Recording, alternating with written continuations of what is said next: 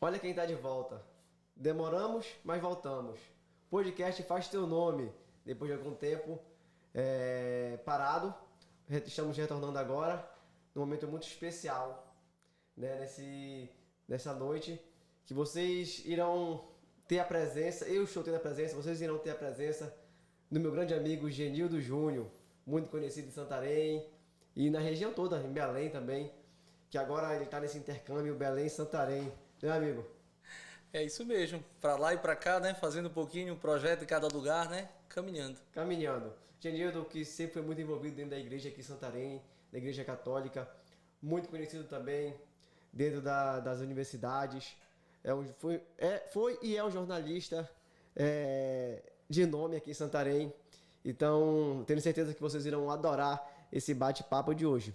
Só que, Genildo, a nossa conversa inicia da seguinte maneira. Genildo Júnior, faz teu nome, mas conta pra galera por que Genildo Júnior. Na verdade, eu levo com alegria o nome do meu pai, né? O meu pai é. A família dele é curioso isso, né? São 10 filhos, todos começam com G. Então é Gessildo, Gessenildo, né? Eu sou uma oriundo de Belterra. E aí o Genildo, meu pai, quando estava no caminho da maternidade para o cartório, resolveu mudar o nome, que também nunca foi dito qual era o nome que ia ser pensado, né? Por eles, mas assim, resolveu colocar o seu próprio nome. Então a minha identidade vem daí, né? Vem da origem da minha família. Continua aí essa hierarquia de nomes, né, que meu avô aí, o seu Álvaro colocou nesses 10 filhos. 10 filhos. Mas aí, agora fiquei curioso, porque nem disso eu sabia. Ele fez isso no caminho do cartório. Isso. E a dona Rosa? E aí quando chegou ela perguntou, né, e aí como ficou? Tá aqui a certidão, eu resolvi botar meu nome. Esse é o Júnior. Dona E Rosa aí é a mãe ficou. do Genildo, né? Sim. Muito conhecida, muito carinha da Dona Rosa ser Genildo. Então ele chegou de surpresa também pra Dona Rosa, Surpresa também. Genildo Júnior. Genildo Júnior. É Esse porque vai ser meu nome, né? geralmente isso acontece com o filho mais velho, né? Exatamente. E contigo foi o Foi contrário. o contrário, foi o caçula. Porque o Genildo não é o primogênito, né? É O o Jonas. Jonas, né? Um Isso. abraço, Jonas. Somos dois. Jonas também grande músico aqui de Santarém. Genildo, a tua caminhada, você é jovem ainda, tua caminhada é longa, né? Aqui em Santarém. E agora também saindo de Santarém entre novos horizontes, né? Que tu tá seguindo agora o teu caminho. Mas a tua caminhada em Santarém, dentro do jornalismo especificamente, já é de muito tempo. Desde quando você fazia ensino médio lá na Escola São Francisco. Eu comecei na comunicação com 12 anos, né? Então, assim, meu coordenador de curso sempre dizia, no jornalismo, o professor Milton, muito querido, dizia que se fosse bater na calculadora, a idade não dava com tanto de trabalho que eu já tinha passado, né? Porque, na verdade, eu tive a alegria, porque eu acho que isso é algo que muitas pessoas procuram, né? Talvez numa certa idade. Todo mundo tem o seu sonho profissional, o seu sonho de carreira, mas nem todo mundo consegue, né? Tão precocemente. Eu acho que a gente vai buscando, vai fazendo nosso caminho, mas acho que em alguns momentos a gente acaba tendo um pouco mais de vantagem, né? Eu com 12 anos comecei na Rádio Rural, né? Foi uma experiência muito bacana, era um projeto de educação com o Unicef naquele tempo, com o apoio do Criança Esperança, e eu fui descoberto assim lá no São Francisco, né? Fui descoberto a partir de uma eu ouvia o programa de rádio em casa e o meu tio participava do programa como professor, ele ouvia o programa. E certa feita ele indo lá na rádio com a equipe, com a Leília, que é grande amiga hoje, ele dizia, então, olha, eu tenho um sobrinho que tem um sonho de ser radialista e ele ouve o programa de vocês demais. E daí me levaram lá para ler carta um dia, né, como era o trabalho que as crianças faziam assim, desenvolviam, né, era uma experiência muito bacana, muito bonita da diocese. E então comecei com 12 anos ali, né? E daí eu fui galgando novos espaços ali mesmo. Até que com 16 anos já eu já estava entrando no jornalismo da rádio, já estava funcionando minha carteira, já tive ali a minha primeira oportunidade de trabalho, foi ali na Rádio Rural, né? E aí depois disso, graças a Deus, só vieram novas experiências, né? Porque no jornalismo mesmo atuando, eu tive a alegria de passar, depois da Rádio Rural eu fiquei lá por um bom tempo, né? Mas paralelo a isso eu tive a alegria de ser colunista do Jornal de Santarém, por um período de 3 anos, escrevia uma coluna de jovens. Isso com quantos anos? Nisso eu tava com ali 15, 16 anos, né? Bacana. Foi Bem bem, novo, né? bem novo mesmo. Estava escrevendo uma coluna, era Informação Jovem, uma coluna semanal. Depois eu tive a alegria de também ser repórter do Portal Na Hora. Nesse tempo a internet estava no auge. Então hoje o que é o mundo das redes sociais, naquele momento eram os blogs, os portais, isso estava no auge. Criar um portal de notícia com rádio, TV, tudo acoplado, era grande novidade aí no início dos anos 2000, né? Ali na década dos anos 2000. Então, por ali o portal Na Hora, do falecido ex-prefeito Ronaldo Campos, ele me chamou então para fazer parte da equipe de repórteres. Tinha muitos jovens ali, ele investiu assim em jovens, né? E eu trabalhei então um período também ali, fiquei ali uns 3 anos paralelo fazendo também notícia, porque como eu tinha experiência da rádio, estava na rádio, então para mim era mais fácil escrever para todos os outros meios, porque eu tinha notícia sempre em tempo real, né? Minha experiência na Rádio Rural foi como repórter de rua primeiro, né? Então isso a gente cria muita fonte, muitas habilidades de estar no meio das pessoas, de conversar, então isso tem as suas vantagens, né? Sim. E aí você acaba tendo então esse leque de relações junto com as pessoas, né? Entendi. Essa tua caminhada começou na Rádio Rural, porque, se não me engano, se tu me corrige, se eu bem lembro, por causa da rádio que tinha na Escola São Francisco, não é isso? Isso, quando foi 2000, no ano seguinte que eu entrei na Rádio Rural, 2003, então eu resolvi criar a rádio, já estava na Rural, e resolvi criar uma rádio lá na escola, porque era aquele afã, eu estava com 13 anos, né? Então, tipo, eu estava com aquela novidade na cabeça, tipo, eu ia na Rádio Rural, meio que brincava de fazer rádio, e aí eu tinha esse interesse de fazer algo na escola, porque tá estudando ali, né? Então, na época, a diretora, a professora Liliana, né, falecida, ela então me deu todo o apoio, assim, né? Pediu para eu fazer a experiência na feira. Aí nós montamos uma rádio assim na feira, fizemos todo aquele trabalho bem amador, assim, de emprestar caixa, equipamento, e aí mandamos gravar as vinhetas, mas fizemos um estilo já assim mais profissional, né? Porque já tinha um pouquinho de experiência, mínima ainda. E aí nós fizemos ali o projeto. Como ele foi muito satisfatório, nós resolvemos, aí os professores, isso aqui podia ficar para sempre na escola, uma estrutura dessa, né? E aí nós escrevemos no ano seguinte, 2004 e 2005 isso, nós conseguimos um apoio do Banco da Amazônia, e aí ele financiou todo o equipamento da escola. Então foi aí que a escola, que é o projeto que hoje se mantém no São Francisco, né? Foi aí que ele nasceu, né? Na verdade, a gente teve esse desafio que era o de criar uma programação para jovens, né? Porque a gente tinha uma experiência na Rádio Rural para criança. Mas São Francisco era uma escola que estava de 5º a 3º, então já era um público de adolescentes, já migrando para a juventude, né? E aí a gente desenvolveu uma metodologia bem nova, que era parar a aula de um professor para fazer um programa de rádio. Então esse foi o desafio que nós implantamos ali. E isso foi bem, assim, no início muito novo, muito discutido, muito criticado. Tu és professor, sabe disso, né? Mas depois bem, virou uma metodologia da escola. Então a ideia era trabalhar disciplinas dentro do rádio. Então havia programa de química, de física, de matemática, e aí todos os professores que estavam na sala naquele horário, não interessava a disciplina, eles iam trabalhar o conteúdo que o colega tinha junto com os alunos desenvolvidos. Então foi uma ferramenta muito interessante, é um projeto premiadíssimo, foi reconhecido em muitas instituições, muitos trabalhos, muito trabalho de conclusão de cursos de faculdade já foram realizados ali, porque virou um trabalho bem premiado, né? Então é um dos trabalhos assim que eu tenho assim, bastante carinho, porque ali eu fiquei até o 3º ano, né? Depois ainda fiquei ainda mais uns 2 anos, que foi o tempo que eu estava fazendo jornalismo. Acompanhando, que foi o meu trabalho de conclusão também. Então foi a experiência de lá, o rádio como ferramenta pedagógica, né? E que depois também foi publicado em várias revistas de iniciação científica. Então a rádio iniciou contigo. Sim, comigo. Foi teu. Isso. Fomos nós que escrevemos. Hoje se mantém. Se mantém. Depois disso ele virou um projeto da escola. Nós, quando estávamos lá, expandimos ele. Eu tinha ali apenas 16 anos, né? A gente conseguiu ali, 2005, 2006, conseguimos levar ele para o Álvaro Adolfo, o Pedro Álvares Cabral e para o José de Alencar. Então, na época, nós criamos uma rede, um intercâmbio entre as escolas estaduais, né? E conseguimos fazer. Só que o grande desafio, e aí eu penso que é o diferencial do São Francisco, porque nas outras escolas ele ainda até mantiveram a estrutura, mas ele não conseguiu ser um projeto que conseguiu permanecer, porque isso depende muito da dinâmica dos professores, da vontade da escola. E aí entram também as questões críticas sociais, né?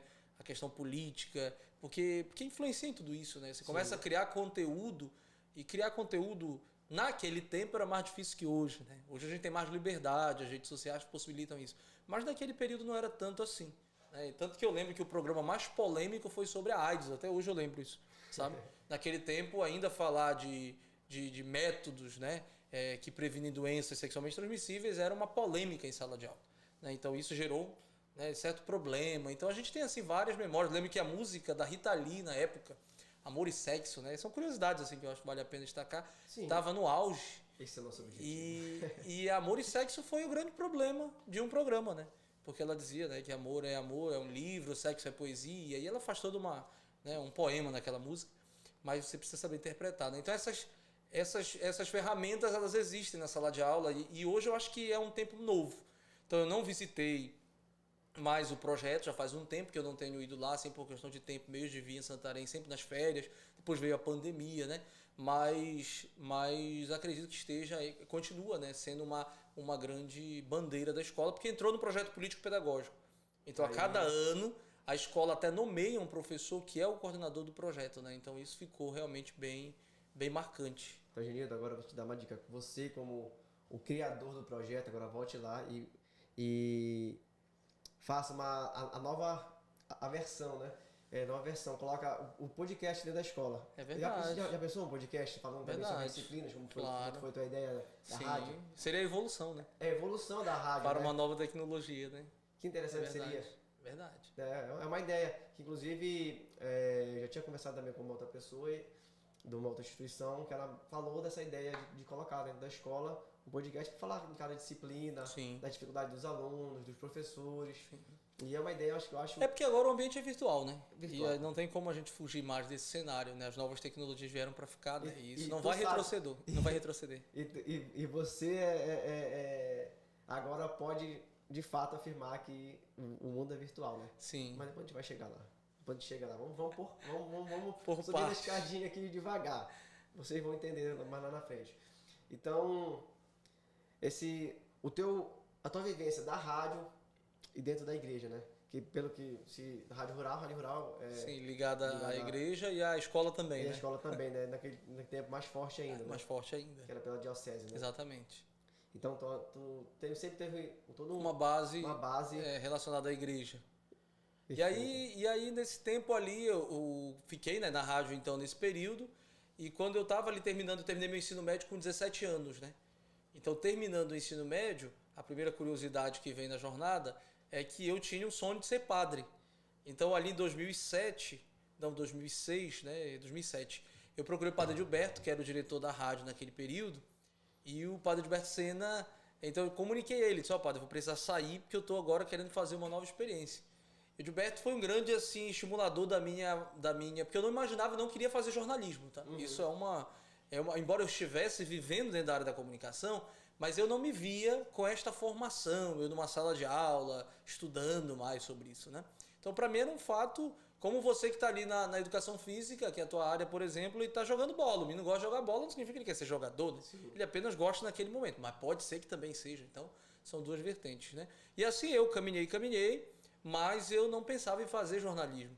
E aí, quando fui conversar com o Gilberto ali no final do ano, o padre Gilberto me disse, olha, eu acho que você tem que fazer jornalismo, não ir para o seminário, porque ainda é muito novo, ainda não é um tempo para você fazer uma experiência dessa. Eu acho que você larga tudo, né, para viver a vida religiosa, seja ela diocesana ou não, mas você não está ali ainda com essa base da vivência no mundo, as experiências de ter, né, convivido, e sobretudo a pluralidade que tem a universidade, né? Tem esse diferencial. Você, na universidade, se você sabe bem aproveitar, você tem todas as suas experiências ali, né? Você convive com diversos cenários, e hoje mais ainda, né, do que no nosso tempo ainda até. Então, em 2007, então, eu resolvi refletir melhor e decidi com aquela sugestão que o Gilberto tinha dado, né? Então, eu liguei a professora Deliana. Na época estava diretora do IESP já, né? Então ela foi minha diretora no ensino médio, curioso. Depois ela foi minha diretora no IESP, que foi a faculdade onde eu estudei jornalismo. E lá então a professora Deliana disse, olha, se você vier para cá, eu quero que você construa um projeto aqui também, né? Um projeto de comunicação aqui, de rádio aqui também, porque é a tua marca e foi muito bom. E eu acho que dá resultado aqui. A instituição tem um curso e talvez seja isso. E aí então eu aceitei a proposta de ir para o IESP, né? Fiz vestibular, daí fui para o jornalismo. E aí no IESPES é onde começa já uma segunda parte agora profissional, né? Uhum. Porque na primeira eu fiquei na rádio, depois eu consegui ficar paralelamente na rádio rural e também no IESPES, porque no IESPES eu fui monitor. Como aluno eu era bolsista, que cuidava dos laboratórios de rádio e de televisão. E lá eu fiquei então todo o meu curso, que foi de 2007 até 2011.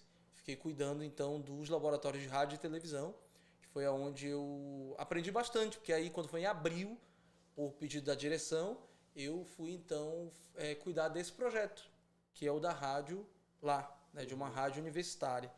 Daí eu cheguei até, inclusive, a viajar para outros lugares, para ver quais que eram as experiências de rádio dentro de uma instituição de ensino superior, porque eu tinha a experiência da rede municipal com a Rádio Rural, da rede estadual com a experiência São Francisco, mas não tinha experiência com o ensino superior, né? Que muda bastante. Sim. Então, no ensino superior é outra linha, né? Mas aí conseguiu, deu certo? Sim, sim. Daí, quando foi no ano seguinte, nós já, no mesmo ano, né? Nós conseguimos, no mês seguinte, conseguimos fazer a implantação do projeto lá. Foi bem interessante, assim, no início, nós tínhamos sempre o desafio, assim, o universitário no mercado de rádios, né? Ele já tem um estilo de ouvir, a gente já tem as músicas que o mercado oferece, né? E o nosso grande desafio era tentar mostrar uma qualidade do que a gente estava tentando veicular, né? Então, no começo, muita resistência de não aceitar aquilo que é o conteúdo, as pessoas querem só reproduzir o que já ouvem, que é sucesso, que é bom, que, né? Então, querem reproduzir isso. No ensino superior, as pessoas são mais adultas, então elas querem mais do que nunca ouvir isso, né? E nós, então, trabalhamos um outro método. Então, dentro do curso de jornalismo, os professores sempre trabalhavam essa coisa de pesquisar outros cantores, de pesquisar outros conteúdos, né?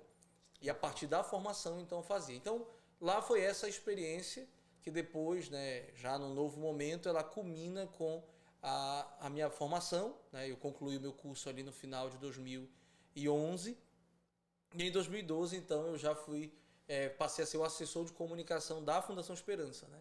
Que é a mantenedora do IESPES e do CEPES. E na Fundação Esperança, então, tive a alegria de ser o primeiro assessor, porque não tinha essa função, né? Então foi uma coisa bem curiosa, assim. Então, em 2012, com a formação, eu já tive que estar na instalação de uma assessoria de comunicação. Aí, para não perder a meada, né, saíste da Escola São Francisco, Sim. né, que era e é, né, comandada pela igreja. Sim. Né? Foi pro IESPES, que também tem a sua ligação. Tem a sua ligação também com a igreja, né? Sim, foi fundada por um frade franciscano. E do IESPES, se não me engano, paralelo ao IESPES, né? Ele foi para Santa Clara, que foi onde nós nos conhecemos em 2013. É verdade. No ano do centenário da escola. Então, não tem como deixar de ligar a tua vida à vida religiosa, né? Religiosa. Dentro da igreja. Então, nós nos conhecemos lá no Santa Clara, 2013, 9 anos. Verdade. Tem mais de 9 anos, né? Já. E desde lá eu acompanho, né? Nós nos tornamos amigos de ir pra casa jantar, de ficar até altas horas batendo papo. De muita na caminhada. casa da nossa irmã querida Ana Michele. Beijo, Michele. E na fazendinha, né? Ficávamos ali até 1, 2, 3 horas da manhã conversando, batendo papo, jogando conversa fora, que era muito gostoso. Sonhando e muita coisa já realidade, né? Sonhando já muita coisa realidade, verdade. A Michele com a Maria Rosa, eu já estou com a minha princesa. Coisa que nós conversávamos e hoje é realidade. Né? Esses dias eu estava conversando com a Carol sobre isso. E a gente caramba, 9 anos atrás a gente planejava planejamos nosso casamento, vocês estiveram presentes. Sim. Né? Depois planejamos nossa filha e foi no meio da pandemia, mas todo mundo acompanhou. Então, há uma ligação muito, muito gostosa, né? Depois deste ano de 2013 que nós passamos um ano, passaste um ano no Santa Clara. Foi um ano. Mas foi um ano intenso, né? Intenso, porque a minha ida para Santa Clara foi... Na época, estava comemorando o centenário da escola, né? Então, quando foi ali 2012, eu estava no finalzinho daquele ano, que era o meu primeiro no IESPES na assessoria, aí eu recebi a visita da irmã Gisele, né? Para me convidar para ir para Santa Clara para fazer parte da programação do centenário, sobretudo para coordenar a programação. Eu disse, olha, a gente vai precisar de alguém para fazer isso, estruturar isso, né? E era para criar, na verdade, essa gerência, porque ela não existia como gerência, ela era uma equipe que existia. Ela disse, olha, eu quero instituir uma gerência de marketing. Né? E eu tive a sorte de ser o primeiro lá no IES e fui ser o primeiro lá no Santa Clara. Então, não tinha como deixar o IESPES, que era a proposta que a irmã queria naquele momento. Então, eu consegui me distribuir. Então, eu ficava pela manhã no Santa Clara, né? E ali nós fizemos, eu até estava contando um dia desse, né? Nós fizemos ali, foram 28 eventos que nós coordenamos ali naquele período de 12 meses, né? Bem intenso. Incluiu o lançamento de livro, entrega de medalha, evento com um monte de gente vindo de fora, porque as religiosas vinham de vários lugares, vários países, né? Vários países. Então a gente teve bastante coisa, né? Muitas celebrações, muita coisa mesmo. Foi um ano bem, bem especial, bem interessante, assim. Foi exatamente um ano. Cheguei em fevereiro e fiquei até fevereiro do ano seguinte, né?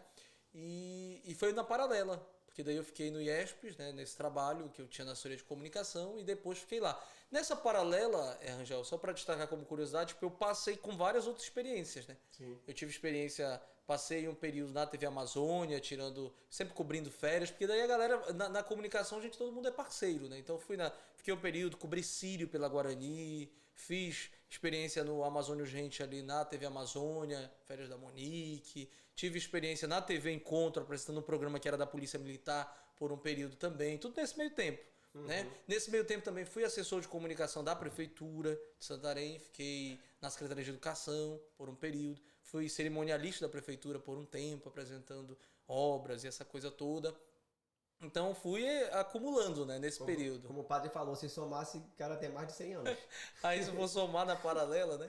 E aí quando foi ali do Santa Clara, então, eu estava no período de discernimento, porque eu já tinha terminado o jornalismo, eu estava vivendo no mercado e eu estava com aquilo que o Edilberto tinha dito, né? Será que eu quero continuar no jornalismo ou será que eu quero fazer a minha experiência? Mas como aquilo me incomodava muito, que eu achava que eu devia fazer a minha experiência no seminário, então no ano do Santa Clara foi um ano que eu comecei meus encontros vocacionais. Eu viajava a Belém, eu conheci uma congregação, né? Congregação dos Missionários Redentoristas, e na congregação, como tinha essa vertente da comunicação, então eu me identifiquei e lá eu comecei a participar dos encontros. Então eu fiquei indo para os encontros de 2012, 2013 e 2014. E o curioso é que tudo isso era bem sigiloso, porque as pessoas não sabiam que eu estava indo lá para Belém para os encontros vocacionais. É uma coisa que eu não falava, né? Então eu fiquei indo nesse período. E quando foi 2014, então, foi o ano que eu assim decidi. Né? Eu fazia fiz toda uma preparação mental. Porque 2013 e 2014 ainda teve um fator importante aí nessa virada, né?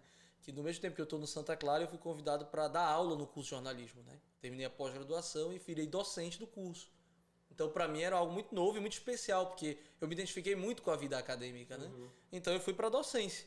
Então, eu ficava no Santa Clara de manhã, ficava na assessoria à tarde e à noite eu ia para a sala de aula. Né? Então, eu ficava nessa jornada. E era uma coisa que eu gostava bastante. A sala de aula, ela me revigorava, me dava vida, porque é uma coisa bacana você falar do que gosta, você ensinar as pessoas. Então, é apaixonante, né? E daí eu fui, mas aquilo ali, como eu tinha um outro projeto na cabeça, um plano B ali sempre, então eu estava muito satisfeito, mas ao mesmo tempo eu queria mais, né?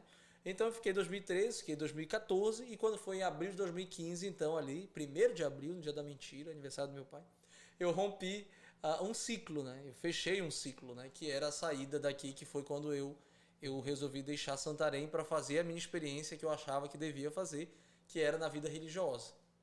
Então foi nesse período ali, 2015. Foi 1º de abril. Aí eu lembro que eu mudei para Belém dia 21. A gente teve uma missa no dia 20 lá na Capela Santa Clara, você esteve lá. Sim. E dia 21, então, eu mudei para Belém, no feriado de Tiradentes. E foi então um período novo, assim. Aí é que dá uma virada, porque eu dou uma pausa na caminhada de jornalista e vou aí então para uma outra frente, que também era na paralela, que é a vida voltada para a religião, né? Porque, como você disse, eu participava no São Francisco, na paróquia, e era acompanhado pelo Padre Ademar. E daí, nesse período, então, eu vou para o seminário, eu fui primeiro para Belém, e aí eu tive novas outras experiências, né? Eu assumi a comunicação da província, indo para lá, então dei um pause, mas não tanto assim. Então assumi, comecei... Já ia te falar isso, nem tanto assim. Porque também, se eu bem me lembro, quando tu vinhas em dezembro para cobrir o Sírio, né? Em novembro para fazer a cobertura do Sírio também. E no primeiro ano eu ainda fiz programa na Rádio Nazaré em Belém, né? Sim. 2015, lembra que eu tava lá, então fiz o programa, era sábado à tarde, A Vida e o Tempo, na Nazaré FM, né? O programa da Pastoral da Pessoa Idosa, que era para comparar, assim, tem um jovem que fala, que comunica para os idosos, enfim. Daí então eu fui com 24 anos, então eu entrei no seminário, né? E aí fiquei ali, o primeiro ano em Belém, né, cuidava da comunicação e tudo da província. No segundo ano, então, eu fui para Porto Alegre. Em Belém eu estudei filosofia, né, no Instituto Dom Vicente Zico, agora é Faculdade Católica de Belém. Aí quando foi no ano seguinte eu fui para Porto Alegre, iniciei a minha teologia na PUC do Rio Grande do Sul. Foi assim uma experiência incrível de igreja, de conhecer povo, de visitar casa, e foi um trabalho muito legal, assim. Trabalhei numa vila, que era um morro, né, considerado assim como se fosse, né, um morro, como se fosse uma comunidade bem carente, assim, só que no sul tem outra realidade, né? Comunidade carente no sul e comunidade carente no norte tem uma diferença, né? Questão social, realmente de rentabilidade. Então eu vivi essa experiência em Porto Alegre, estudei na PUC, mas aí eu tinha que no ano seguinte ir para o noviciado, que é uma etapa na vida religiosa, para quem não conhece muito, é uma etapa fechada, é uma etapa que você não estuda, que você fica numa casa, é um Big Brother, né? Só que é difícil falar contigo. Isso, é um Big Brother. Você fica numa casa, fica numa experiência de mais assim, recolhido, de estudo só de espiritualidade, muita oração, para você pensar na vida. É uma experiência assim que todo mundo deveria ter, eu acho. Passar um ano assim sem fazer nada e pensar na vida, né? E onde você reposiciona as suas prioridades. E um dos exercícios do noviciado é você escrever a sua vida, sua história toda. É você lembrar, ligar para os seus pais, pesquisar a origem do seu nome, pesquisar como era a gravidez da sua mãe. E você faz todo um resgate até chegar no seu hoje, né? Na atualidade. Então é um exame que você vai fazer. Quantas páginas desse teu livro? E aí depois que você concluir isso, você vai entregar para o seu mestre noviço, que é o padre que acompanha o processo. E aí você então vai, digamos que assim, ser avaliado para ver se você pode ou está apto ou não a seguir na vida religiosa. Então ali eu fiquei em 2017 então ali em Goiânia, eu morei na verdade era uma curiosidade, né? Eu morava num lugar, era a última casa de Goiânia, né? numa BR, que aí assim para a direita você já ia para Trindade, à esquerda você já ia para Abadia, né? Então você tinha ali 3 cidades, eu morava bem no meio ali. Foi uma experiência muito interessante, porque eu também era o motorista da casa, então era eu que saía para fazer as compras, então já tinha uma vantagem assim nas saídas, né? E daí eu fiquei ali em Goiânia e logo depois disso, então, em janeiro do ano seguinte, eu professei os meus votos, né? Aprovado, eu fui para Belém, minha profissão, você esteve lá também. Sim. A profissão religiosa, foi no Santuário do Pé do Socorro. 2018 já. Né, já. E lá eu fiquei, então, foi a minha profissão religiosa, vim de férias para Santarém e depois eu já mudei para Londrina, né, no Paraná, onde eu estudei a minha teologia na PUC também de lá. Então eu fiquei 2018 e 2019 em Londrina, que foi a minha outra experiência, né? Trabalhei em 2 paróquias e foi uma experiência bem interessante. Já como frate, que é o nome que se dá na vida religiosa para quem está se preparando para a vida ordenada, né? Então eu renovava meus votos de pobreza, obediência e castidade a cada ano. E aí quando foi 2019, então no final do ano, depois de toda uma meditação em outubro, mais precisamente, eu pedi para dar uma pausa para ir para o estágio. Que é quando você acha que você precisa reavaliar, repensar, quando as coisas não estão muito bem, sabe? Assim, que você acha que interiormente precisa meditar mais, que não precisa ter tanta pressa. Na vida religiosa, um fator interessante que eu destaco é que você aprende a perder tempo no sentido de que a vida também é perda de tempo. É importante a gente perder tempo não fazendo nada. Não fazer nada também deve ser algo da nossa vida, sabe? Sim. Isso eu não tinha, porque como eu contei antes, eu tinha uma vida totalmente corrida. Corrida demais. Então ficar sem fazer nada para mim era perder dinheiro, era perder tempo, era perder a vida. Então a gente não tem essa noção. Na vida religiosa eu já aprendi o contrário. Aprendi que vale a pena a gente ficar sem fazer nada, né? Que é um direito nosso. A gente precisa se recolher, precisa viver um pouco a meditação, contemplar o que é bom da vida, que nem sempre está somente no fazer e fazer, né? Então ali, para mim foi um tempo importante, e aí pedi então essa pausa. E aí de repente eu sou transferido pelo governo da província, né? Eu era ligado à província de Porto Alegre, que fica nos estados do Rio Grande do Sul, Santa Catarina, Pará e Amapá. E aí eu fui transferido para Belém, para morar no Santuário do Perpétuo Socorro. Em Belém eu chego, aí começa a pandemia. Então em Belém, quando cheguei ali em março, aí com o início da pandemia, a igreja tem lá, o santuário, uma clínica médica e odontológica, né? E aí eu saí só da área da comunicação e fui gerir essa clínica, porque eu era o mais jovem, e como a pandemia estava no auge ali, sobretudo no primeiro momento com as pessoas idosas e tal, teve todo aquele momento de parada, né? Então eu fui assumir essa clínica lá. E aí ajudei então na Associação de Obras Sociais, é uma clínica popular de preços acessíveis para a comunidade, e assim a gente deu uma alavancada lá, por um período, aumentando as especialidades, fazendo todo o trabalho, porque a pandemia tinha em Belém nesse tempo superlotado, como em todo lugar, né? Fecharam as UPAs e já estava numa situação bem caótica, né? Teve essa fase, né? Ali por maio de 2020. E aí, então, a gente fez um trabalho ali, e eu fiquei, então, na gestão 20 e 21, e cuidava da comunicação do santuário, nunca saía da comunicação, né? Eu fui coordenar a PASCOM, que é a Pastoral da Comunicação da Igreja, que é a área da Igreja Católica que cuida da comunicação, né? E aí fiquei ali então até 2021, final de 21.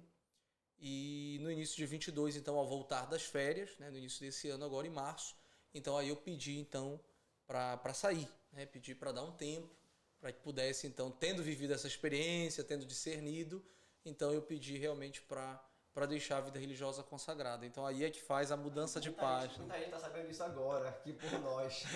Isso é novidade. É porque foi assim, né? Um tempo diferente, eu celebrava nas comunidades e tudo, né? Mas acontece, faz parte do processo. Eu acho que é um momento de escolha e eu sempre digo que a vida ela é feita de escolhas e para cada escolha sua, você vai sempre tendo que renunciar a várias coisas, né? Então na vida religiosa tem disso, no casamento tem disso, qualquer relação de amizade, de emprego tem disso, né? Então não dava para conciliar muitas coisas. E eu acho que a gente precisa ser livre, né, para conciliar aquilo que a gente tem ainda de sonho. Acho que o ser humano não tem que se limitar, entende? Então, é nessas fases da vida aí que eu acho que ainda tem muita coisa para fazer, que eu ainda sonho, é que eu resolvi então, tendo feito a experiência, não seguir, né? Faltava um ano, inclusive, para finalizar, né? Se eu seguisse, o ano que vem, então já estava aí sendo padre. Mas, se de repente tocar de novo no teu coração, tu quiseres voltar... Não, as portas estão abertas, Estão abertas, é um processo natural, né? A vida religiosa... Não, eu te pergunto porque isso deve ser curiosidade de muita gente que está assistindo que não conhece essa dinâmica, essa né? dinâmica da igreja, né? A vida religiosa consagrada você tem, na primeira fase, você tem votos temporários, né? Que a gente chama. Então, eu era de uma congregação. Então, no primeiro ano, depois do noviciado, desse ano fechado, você faz os primeiros votos, que é pobreza, obediência e castidade. Eu não era diocesano, eu não era de uma cidade, assim. Né? Tipo, quem é seminarista em Santarém, fica só em Santarém. Quem é seminarista em Belém, só em Belém. Não, eu era de uma congregação religiosa que está em 80 países. Então, eu poderia estar, inclusive, em missão em qualquer um desses. E aí eu fazia parte de uma província que era sul e que era norte. Né? Pegava os estados do sul e do norte. E então, ao final de cada ano, eu renovava esses votos. Eu já tinha renovado eles por 4 vezes. Eu renovei final de 18, renovei depois final de 19, depois final de 20, depois final de 21. Ainda estou com votos vigentes, né, do ponto de vista hierárquico, até outubro foi quando eu renovei, né? Só que aí, com a minha solicitação, então aí eu dou baixa, que a gente chama nos votos. Né? A gente pede, né, e a congregação ela envia um documento a Roma, e aí Roma emite um boletim, né, da congregação, do governo geral, onde sai a dispensa. Mas se você quiser voltar e você não tiver nenhum impedimento de ordem legal, o que impede, né? Você deve perguntar, né? Ter um filho, um filho e ser casado civil, né? Ou na igreja, porque é um sacramento. Então você tem o da ordem ou o matrimônio, né? Sim. Se você tiver um desses 2 impedimentos, o restante não, vai da sua idoneidade mesmo. E aí a pessoa ela faz a experiência dela, volta, pode ser acolhida de novo por esta ou por outra congregação, ou por uma diocese, e faz a continuação se assim desejar, né? Então não necessariamente poderia ser para pode ser em outro lugar. Pode ser em outro lugar. Pode, porque aí o que conta é a formação e a tua caminhada, né? A igreja ela é conectada, então se você decide em outro lugar, o que vai precisar é só de um relatório seu da sua caminhada, né? Quem te acompanhou, quem te avaliou, que vai confirmar a tua idoneidade. Confirmando é o que a igreja leva, né? Como avaliação para seguir. Ah, perfeito, muito bom. É bom, a gente pergunta porque deve ser a dúvida de muita gente que está nos assistindo agora, que não tem essa vivência. Sim, é um mundo diferente também, né? Muito diferente, fechado um pouco ainda, né? Para essa realidade. É a curiosidade de muita gente, assim, as pessoas me ligavam, me perguntavam como que seria depois disso, né? Porque as pessoas elas acham que é um lugar que você entra e que não tem saída, né? E que só tem a porta de entrada, né? Não é bem assim, né? A gente tem todo um processo assim bem interessante. E é o tempo certo, né? Tem que lembrar que o processo de formação é o tempo que você tem para discernir mesmo, para decidir. 6 anos, 7 anos? Não, foi quase 8. Quase 8, foi né? Quase 8, Quase 8 no anos. processo. É um processo bem longo, né? Bem longo. Que tem tempo, como tu falaste, para pensar, repensar, repensar. É porque é um tempo de muitas experiências, né? Eu acho que isso é fundamental, assim. Você convive com as pessoas. A vida religiosa é uma coisa muito linda, assim, de ser vivida, sabe? É muito bonita, porque as pessoas confiam em você, as pessoas elas se abrem contigo, você passa a ter um olhar de mundo diferente, você passa a ver que as pessoas não são só o que elas parecem ser, que as pessoas aparentam, mas elas não são aquilo, que as pessoas sofrem muito por trás da roupa que vestem, por trás da marca que usam, por trás do jeito que estão, entendeu? O quanto a sociedade ainda precisa muito mais de justiça no sentido de sabe? Justiça dentro do coração, de as pessoas terem mais consciência, entendeu? O nível da maldade do ser humano. Depois você vai conseguir ver a própria beleza da caminhada da igreja, assim, né? As pessoas que ajudam nas comunidades, como elas são humildes, e geralmente os mais humildes são os que mais ajudam. E às vezes a família dela é toda desestruturada, é uma família totalmente, sabe, que grita por toda uma realidade, mas ela está na igreja, firme, está sustentando, entende? Depois você também conhece um outro lado, o lado de você ter a presença da igreja em muitos lugares que dependem dessa igreja, entende? Para viver, para cultivar esses projetos, sabe? Então é uma experiência muito rica, em vários níveis, né? Comunicação, administração de santuários. Eu fiz parte de uma congregação que tinha isso, né? A nossa congregação ela administra os maiores santuários do Brasil, então é Aparecida do Norte, Pai Eterno, tive a oportunidade de fazer experiências nesses lugares, missões populares, acompanhar festas de padroeiro nesses lugares.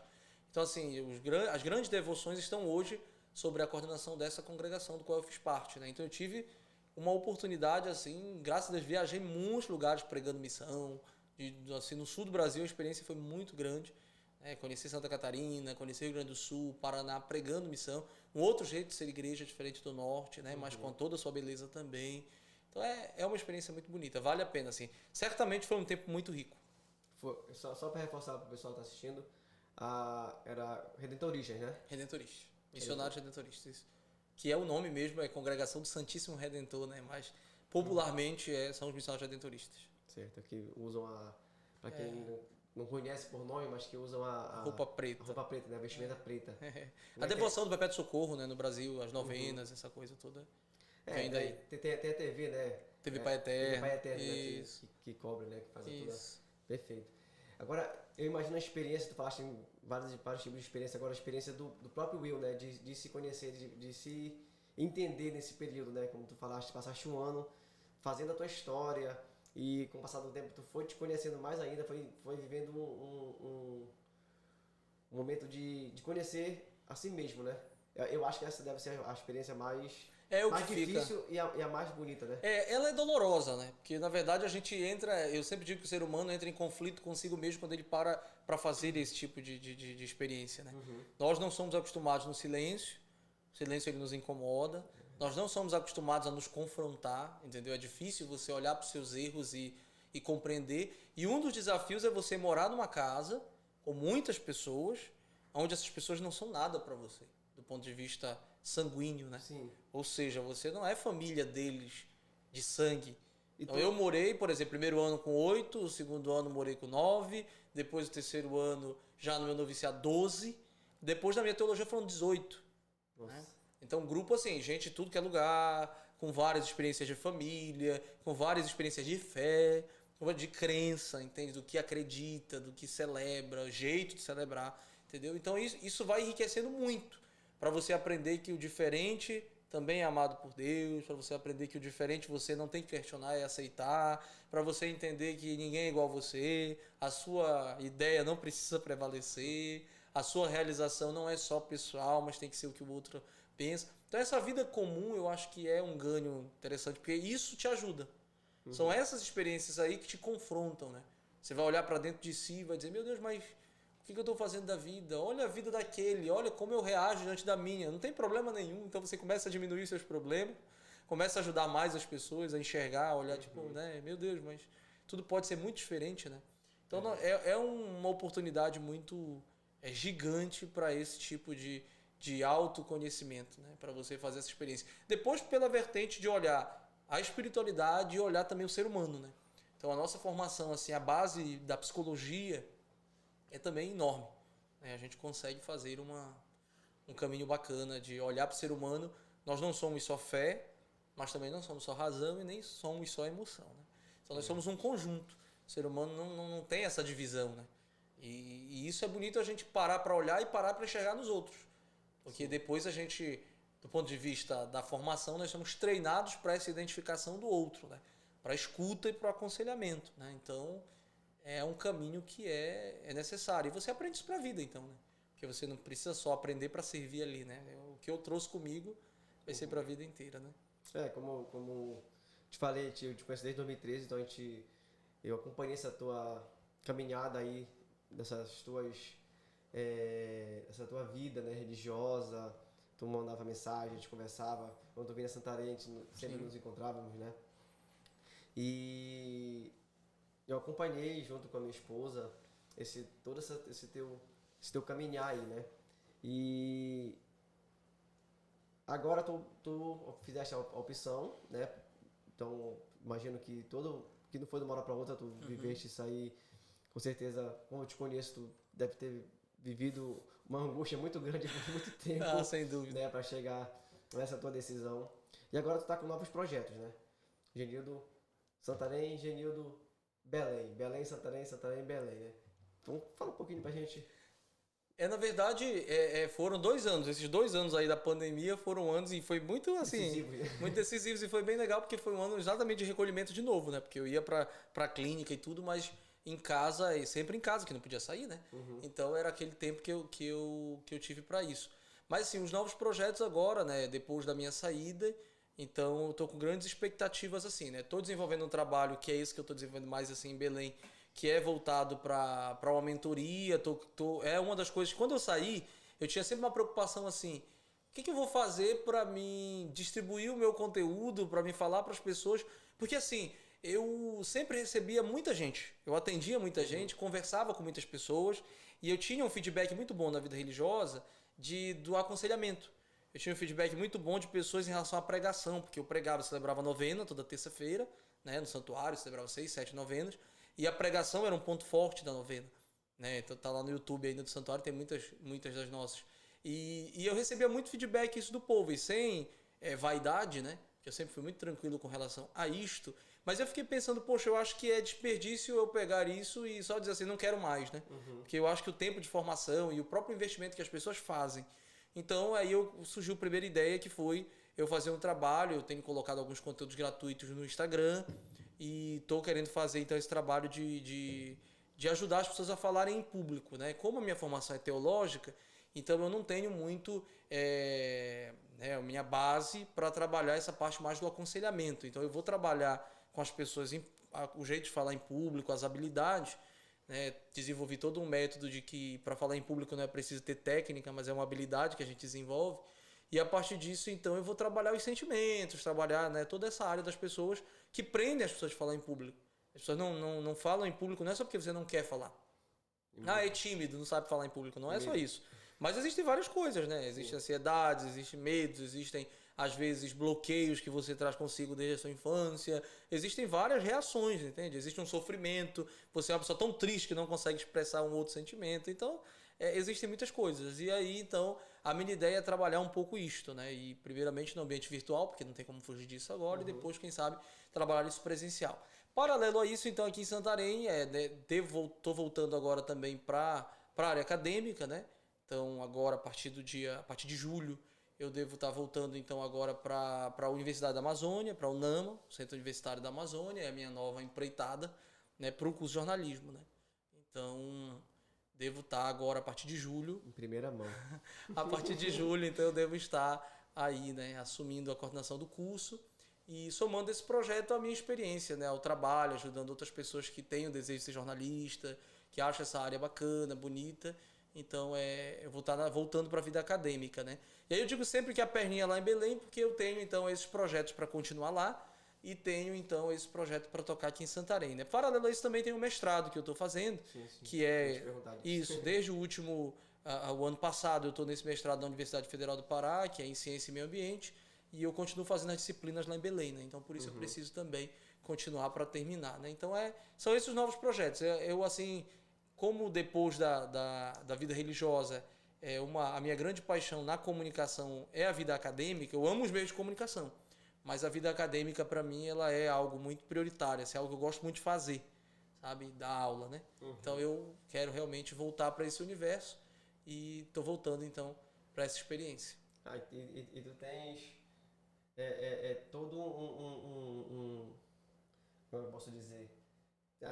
Você, para falar em público, meu amigo, você, desde os seus 12, 13 anos, e quantas vezes tu não fizeste o papel de cerimonialista? Muitas vezes. Muitas vezes. Muitas vezes, né? Porque, na verdade, também, essa é uma curiosidade que eu não falei lá no início, mas assim, quando eu fui embora daqui, estava no auge das empresas que surgiram aqui, as primeiras empresas pioneiras de eventos, sabe? Então, eram algumas ainda existem, outras não. Mas estava no auge, assim, um boom de faculdade. Sim. Era um momento, né? Estava no auge, assim. Tinham muitas universidades aqui em ascensão. Então, era muita gente se formando. Então, estava no boom de muitas empresas. E nesse momento, eram só 3, inclusive, que estavam aqui. E daí, eu fazia cerimonial para essas 3, assim, né? Comecei fazendo com muita frequência, assim, todos os finais de semana. Chegou um período que foi, assim, por uns 2 anos. Então, foi aonde eu fiquei... mais nessa área também, sabe? Quebrando ali é uma coisa que eu gostava de fazer. Então as pessoas me viam na universidade, viam falando lá, diziam, faça lá na minha festa, formatura, no casamento. Então, 15 anos. 15 anos, então eu comecei a fazer, né? Então era uma coisa que eu fazia assim, por hobby, porque pra mim, eu confesso que assim, ir pros meios de comunicação, pra mim é como se fosse um hobby. É uma coisa que eu gosto bastante de fazer e graças a Deus, como eu tive a oportunidade de passar, estava esses dias falando, né, para um outro colega professor, que eu tive a oportunidade de passar por todos os meios, né? Então eu passei no jornalismo impresso, passei no online, passei no rádio, passei na TV e na assessoria de comunicação, né?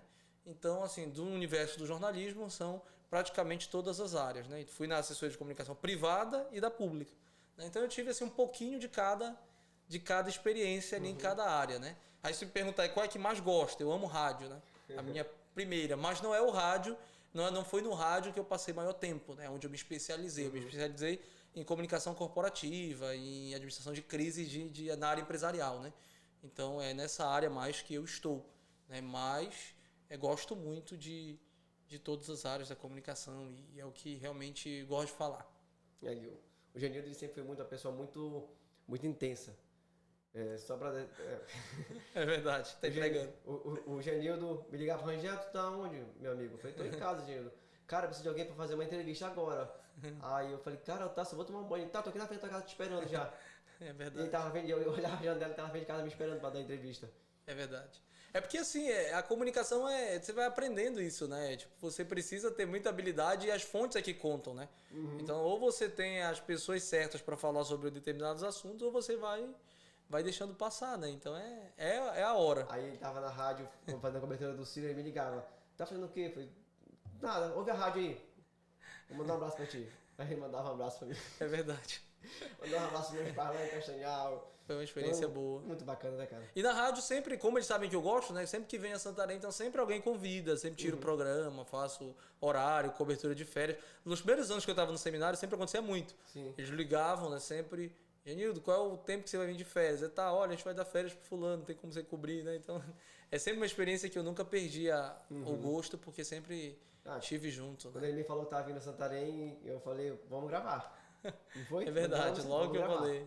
Porque eu conheço a tua história de vida, eu acompanho desde 2013, como eu já falei várias vezes, mas tu sempre deixou a tua vida um livro aberto e sempre nos contou, né, toda a tua história. Tanto que eu sabia que ele foi um dos primeiros, desde criança, na verdade, trabalhou na rádio, lá na Escola São Francisco e tudo mais.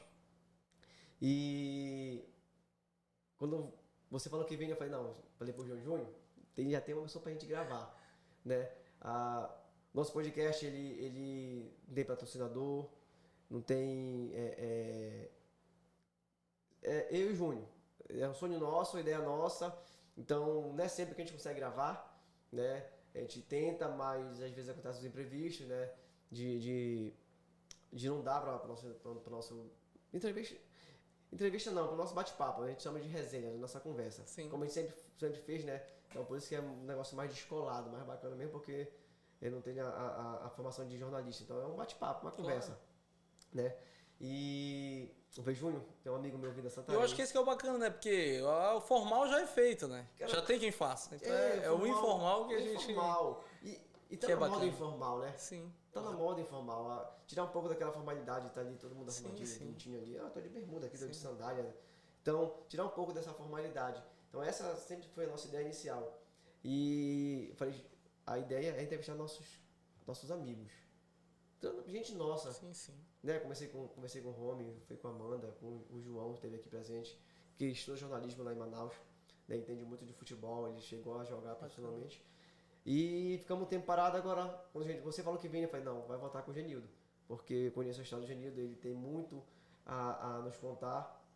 E sabia que essa conversa, que esse bate-papo, que essa resenha ia ser muito válida, né? Tanto pra gente quanto pra você, porque ele trouxe novidades que vocês irão saber somente por aqui. Eu tenho certeza, depois a gente vai fazer os cortes, Júnior, essas partes a gente vai botar lá no Instagram, pra galera assistir sexta-feira aqui esse nosso bate-papo.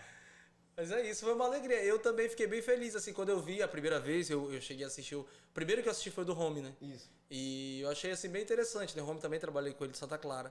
E achei bem interessante, assim, tanto que eu te mandei mensagem na hora que eu vi, a primeira eu curti e mandei mensagem, né? Eu acho que é um projeto bem interessante, assim, porque eu acho que, sobretudo aqui, falando agora da nossa realidade de Santarém, aqui da nossa região, eu acho que a gente carece sempre dessas coisas, sabe? Eu sou sempre uma pessoa que incentiva bastante essa área da comunicação informal, assim, sabe? Essa vertente de fazer. Porque eu acho que a formalidade, você não traz o detalhe. Uhum. Na formalidade, isso falando até como a mídia tradicional, você não tem como inserir detalhe de nada, entendeu? Porque isso é uma coisa que não vende. O detalhe não vende, sabe? Do ponto de vista, sabe? Você vai trabalhar notícia, você vai pegar aquilo que é importante dentro da informação, aquilo que interessa. Entende? Você não tem esse tempo, essa disponibilidade para você fazer e de repente pensar detalhes que são interessantes, mas que precisam da informalidade. Porque nem sempre o seu entrevistado também, ele tem essa abertura, né? Sim. Se sente à vontade. Sim. Então, eu acho que é bem interessante. É um projeto bacana, eu acho que tá bem, estão de parabéns, eu acho que é bem legal. E eu acho que vai pegar legal. Ah, vai, porque agora sabendo que tu vai ficar em Santarém e sabendo com que tu vai trabalhar, vamos explorar um pouco, explorar né? o Genildo, né? Porque eu sei que da sua capacidade, sei da sua qualidade, sei do seu profissionalismo. Então, tenho certeza que você pode nos ajudar bastante nisso aí. Com certeza. Porque é um sonho, como eu falei, Sim. a gente não tem... Sim, e é legal porque também acaba sendo uma diversão, né? E hoje o marketing digital é isso, né? Você acaba produzindo coisas, né? Você está trabalhando, se divertindo e trabalhando ao mesmo tempo. Isso vai dando bastante fôlego, né? Você vê que hoje, por exemplo, a moda dos influencers, né? A moda do conteúdo hoje, que os próprios blogueiros, como chamam popularmente, mas que nem fazem blog, fazem, na verdade, a outros espaços nas redes sociais, eles acabam... descontraídos ali, né? E é isso que mais vende, né? Os vídeos que mais têm visibilidade são os informais. Né? Você não tem... as pessoas não querem mais a mídia tradicional na internet, porque ela já existe lá no espaço dela, no rádio, na televisão, né? No espaço, no jornalismo impresso. Mas ali na internet as pessoas não buscam a formalidade, né? Elas buscam o que está por trás. Elas buscam o diferente, né? Tanto que o que vende é você mostrar como o produto é feito, vende muito mais do que o próprio produto, né? Verdade. Então é importante, realmente eu acho que é bem legal. É aquela famosa frase, isso a Globo não mostra, né? E ninguém vai mostrar, né? Ninguém vai mostrar, né? Eu acho que é bem legal. Genildo, muito obrigado, cara, por estar aqui com a gente. Valeu mesmo muito obrigado também. por nos ajudar nesse momento de retorno do podcast. Eu tenho certeza que, como eu falei, a gente vai te explorar, a gente vai querer tua ajuda pra gente Claro. buscar cada vez mais melhorar, né, nosso bate-papo, para que as pessoas possam ter esse momento de entretenimento, de diversão. Né, que o nosso objetivo E é sabe o esse. que eu acho bacana também, Angel? É porque o espaço acaba oportunizando as pessoas a falarem delas um pouco, né? Porque tem isso também, né? Às vezes você só olha as pessoas a partir do que elas são, não de quem elas são, né? É por isso o nome, E eu faz acho, seu nome. exatamente, O eu podcast acho faz isso seu nome. uma ideia fantástica, porque aí você consegue mostrar, né, experiências, né, que vai, não é o professor fulano, não é os outros que estão ali, mas é a figura da pessoa, e eu acho que isso é legal, você acaba valorizando mais e vai vendo que aqui também tem muita gente, né, a nossa região tem muita gente bacana, que às vezes está próxima de nós, a gente não sabe quem é, né, o valor que tem, né, do ponto de vista humano e pessoal. Verdade. Bacana. Pô, muito obrigado, meu amigo. Valeu. Muito obrigado, tamo junto. Podcast Faz Teu Nome, Genildo. Tamo junto e faz teu nome. Valeu, galera. Até mais.